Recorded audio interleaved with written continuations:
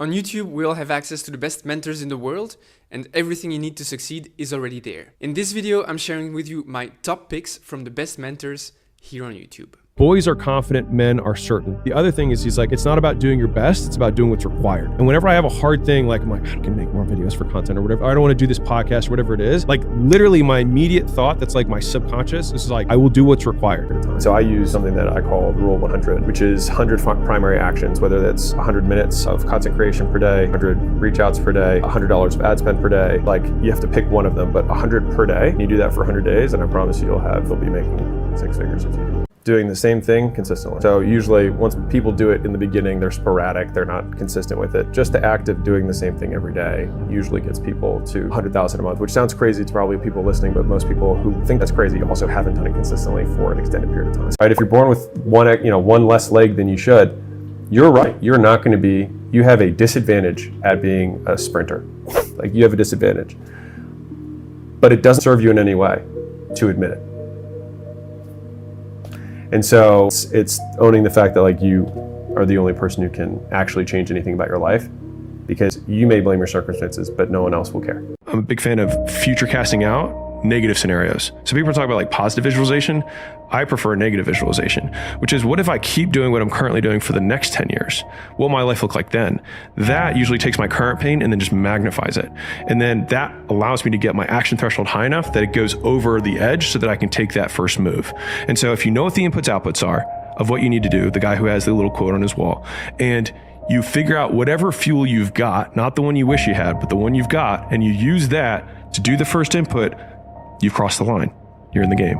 Emotional burnout, which I think people mislabel as burnout, when really it's just like they don't know how to reframe reality. And so what it really is they got a comment on a post that bugged them. And like, again, it's like pulling it from the shadows. It's like, no, this stuff doesn't work. It's like, hold on, what's the one voice that actually is coming through? What is the real thing? Well, there was this comment. Okay, great. It's embarrassing to even have to say that. But when you say it, then you admit it, and all of a sudden you put it in the light, and the shame kind of starts to evaporate. Because then you can name it and be like, is this comment bigger than my future? And one of the things that helped me was saying like, what's true about this? And so that's like, if they're like, you have no right to be making content. Are they right? Okay. And I'm still going to do it anyways. Because the thing is like, one of the things that I had earlier on in my career was like, I didn't think I was a really good person. And one of the things that gave me a lot of respite or relief from that kind of thought process was like, that's okay. Because I can still do the things that create success and not deserve it and still get it. And that actually felt very powerful for me. To be rich. Everyone wants to have a six pack. Your goals don't make you unique. It's the activities that you do that make you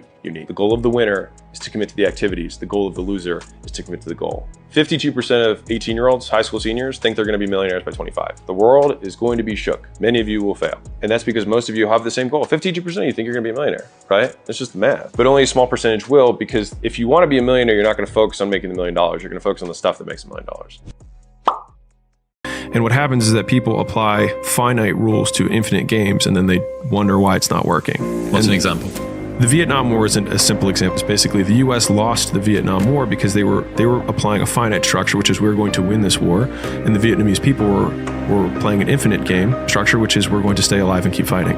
And as long as someone is staying alive and keeping fighting, they will beat the person who's trying to end something.